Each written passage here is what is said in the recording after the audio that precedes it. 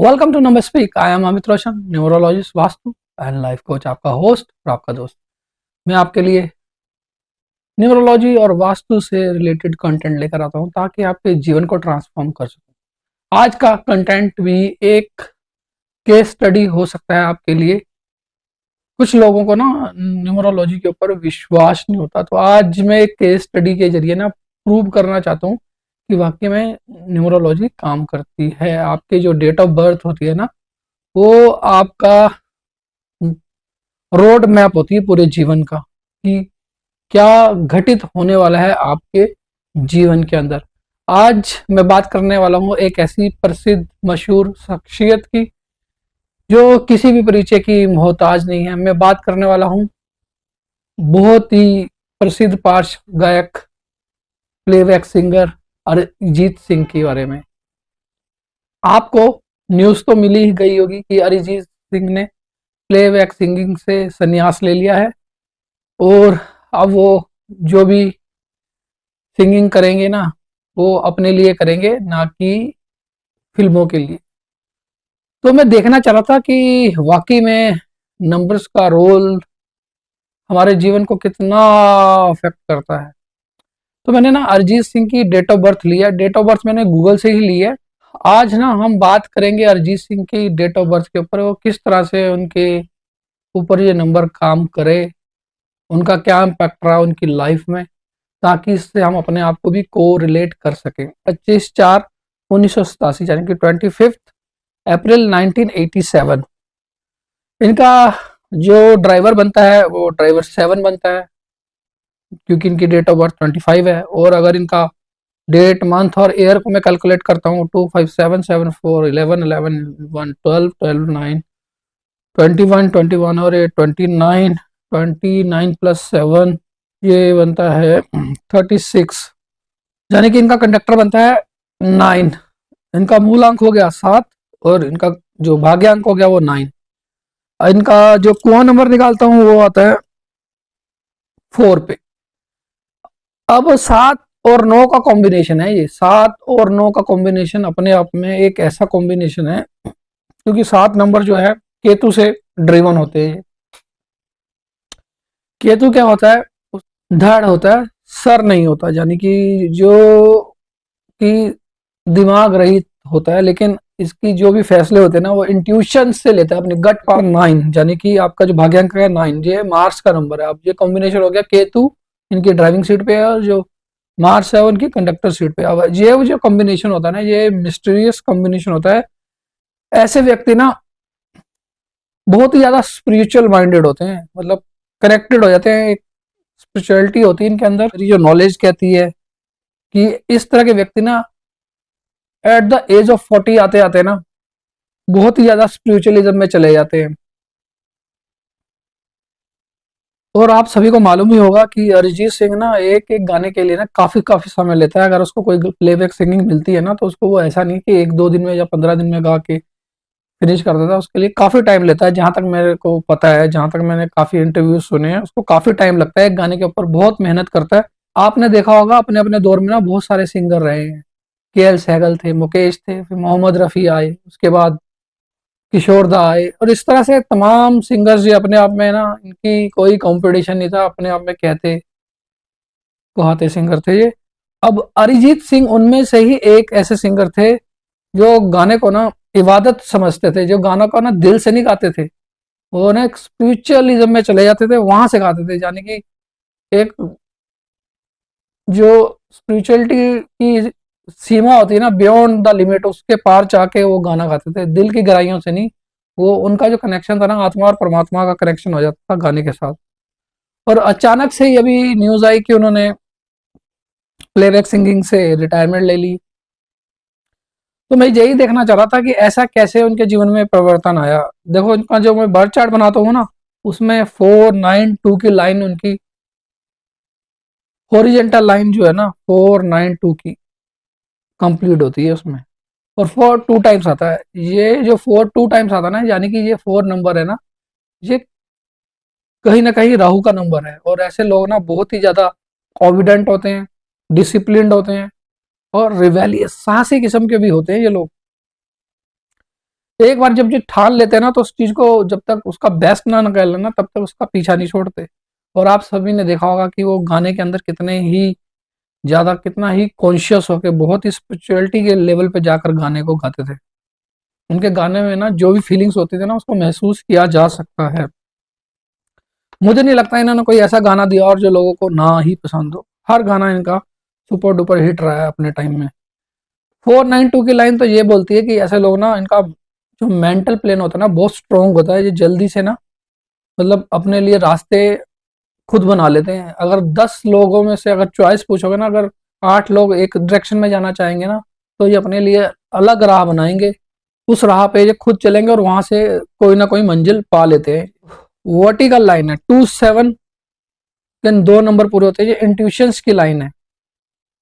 ऐसे लोगों का ना इंट्यूशंस पावर, गट पावर बहुत ज्यादा स्ट्रांग होती है, और जो अपनी गट पावर के दम पे ही जिंदगी में मुकाम, सफलताएं हासिल कर लेते हैं। अरिजीत सिंह के साथ भी ऐसे ही रहा है कि इन्होंने जो भी सफलता मिली है ना इनको, ये अपनी गट पावर के दम पे मिली है। और इनका एक राजयोग भी पूरा होता है, वो है 951 की लाइन, जिसे बोलते हैं विल पावर लाइन। ये जो विल पावर प्लेन है ना इनका, ये दर्शाता है कि ऐसे लोग ना संघर्ष के सामने ना घुटने नहीं टेकते, संघर्ष के घुटने टिका देते हैं। ये ऐसा काउंट बैक करते हैं ना, ऐसा बाउंस बैक करते हैं ना। और अरिजीत सिंह के पास भी सफलता है ना, ऐसे नहीं आगे कि बैठे बैठाए मिल गई उनको थाली पे परोस के दे दी। उन्होंने बहुत संघर्ष किया अपने आप को, अपनी आवाज के साथ बहुत एक्सपेरिमेंट किए हैं, तब जाके इनको ये मकाम मिला है। 951 की लाइन यही दर्शाती है कि इन्होंने संघर्ष के घुटने टिका दिए। और जो इनका ड्राइवर कंडक्टर है ना 79, उसमें से 9 नंबर जो ना ह्यूमैनिटेरियन नंबर होता है, मार्च से रिलेटेड नंबर होता है। तो ये ह्यूमैनिटेरियन भी बहुत है, लोगों की भलाई के लिए इन्होंने बहुत काम करे हैं। और इनकी एक एक राजयोग इनका पूरा होता है 258 का डायगोनल। 258 का जो राजयोग है ना, इनका अर्थ एलिमेंट बहुत स्ट्रॉन्ग है। बेशक इन्होंने हो सकता है अपनी मल्टीपल प्रॉपर्टी में पैसा इन्वेस्ट किया हो, पर ऐसे लोग ना ग्राउंडेड बहुत होते हैं, अपनी रूट से जुड़े होते हैं, अपनी रूट को नहीं भूलते, अपने पास्ट को नहीं भूलते, अपने मतलब लोगों की भलाई के लिए ऐसे हमेशा रेडी रहते हैं। तो ये सब चीजें ना अरिजीत सिंह की सिंगिंग में भी दिखती थी, उनकी लाइफस्टाइल में भी दिखती है। भले ही अरिजीत सिंह फिल्मों के लिए पार्श्व गायकी ना करे, प्लेबैक सिंगिंग ना करे, पर ऐसा नहीं है कि वो लोगों के लिए एंटरटेन नहीं करेंगे। लोगों को वो अपने प्लेटफॉर्म से, डिफरेंट डिफरेंट सोशल मीडिया के प्लेटफॉर्म से वो एंटरटेन करते रहेंगे। और उन्होंने जो बना दिया है वो तो असमाननीय है, कभी किसी से भुला नहीं जा सकता। लोग उनके रिकॉर्ड है सुनते रहेंगे। ये तो एक अमर सिंगर बन गए हैं बाकी सिंगरों की तरह। बट मेरा कहने का भाव ये है कि वाकई में जो सिंगिंग है ना, उसमें इनकी स्पिरिचुअलिटी शो होती है। मैं ये कहना चाहता हूँ कि 7 और 9 कॉम्बिनेशन वाले जो होते हैं ना, ये ड्राइवर कंडक्टर ही आपका ना फेस ऑफ द बॉडी होता है। और आपकी सोसाइटी में जो पहचान होती है ना, वो इस फेस से ही होती है। आपको मैंने हमेशा अपनी वीडियो में बताता हूँ कि 7 और 9 का जो कॉम्बिनेशन है ना, ये एक तरह की आपकी जीवन रूपी गाड़ी के ना 2 घोड़े हैं, और यही आपके घोड़ों को चलाते हैं। इतनी कम उम्र में इन्होंने सिंगिंग से संन्यास ले लिया। मतलब आपने देखा होगा किशोर कुमार ने तो जो एक प्रॉपर सिंगिंग शुरू की थी ना, वो 40 की एज में शुरू करी थी उन्होंने। जो प्लेबैक सिंगर के तौर पे वो छाए थे ना, तो आफ्टर 40, उससे पहले वो फिल्मों में एज ए एक्टर काम करते थे। और बीच बीच में अपने लिए, या कुछ एक एक्टर थे जैसे देवानंद थे, उनके लिए सिंगिंग करते थे। और जो मेन उन्होंने अपनी सिंगिंग का जलवा दिखाया वो आफ्टर 40 के बाद ही दिखाया है। और इस बंदे ने 40 में रिटायरमेंट, सभी 40 के भी नहीं है कंप्लीट, 40 में अपनी रिटायरमेंट डिक्लेयर कर दी। तो देख के ना बड़ा आश्चर्य होता है कि नंबर्स आपके बारे में कैसे प्लान कर देते हैं आपकी जर्नी को। अभी जो इनका पर्सनल ईयर चल रहा है ना, वो चल रहा है लगभग 3 के ऊपर। 3 का नंबर भी जुपिटर का नंबर अपने आप में, ये भी एक देव गुरु है, एक स्पिरिचुअल मास्टर हैं, ये भी आप कह सकते हैं।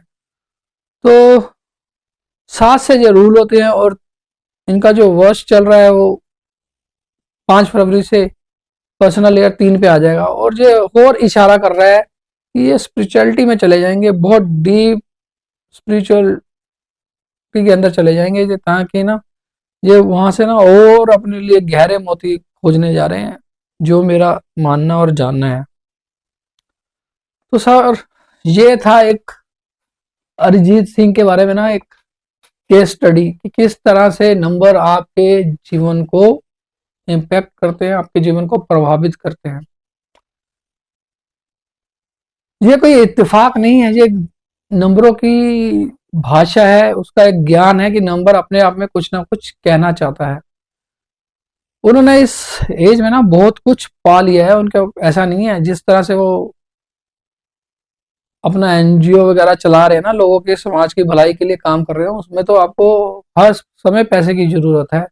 बट उन्होंने अपना ना एक एक प्लेटफॉर्म सेट कर लिया कि नहीं, अब बस सिंगिंग हो गई है, अब लोगों को मेरे गाने तो पसंद है। वो खुद एक बहुत अच्छे कंपोजर भी हैं, अपने गाने खुद भी वो अपने लिए बना सकते हैं, लोगों को सोशल मीडिया के प्लेटफॉर्म के थ्रू एंटरटेन कर सकते हैं। तो मेरी उनके साथ बेस्ट विशेष है उनको, जीवन में वो और तरक्की करें, वो लोगों को और एंटरटेन करें नए नए तरीकों से, नए नए प्लेटफॉर्म के माध्यम से। अगर वो फिल्मों में नहीं भी गा रहे तो ऐसा नहीं है कि वो गाना छोड़ देंगे, वो गाएंगे, लेकिन उनका जो तरीका होगा वो डिफरेंट होगा कुछ। उनके जो भी प्रशंसक हैं उनमें से एक मैं भी उनका एक प्रशंसक हूँ, उनके गानों को पसंद करता हूँ। सो उम्मीद करता हूँ कि आपको ये केस स्टडी अच्छी लगी होगी, आप भी इसको अपने साथ कनेक्ट कर सकते हैं कि किस तरह से नंबर्स हमारे जीवन को प्रभावित करते हैं। So that's all for today. Thank you very much for listening me to patiently and do take very good care of yourself. मस्त रहें, स्वस्थ रहें, मिलते हैं नेक्स्ट वीडियो में। Till then bye bye, take care.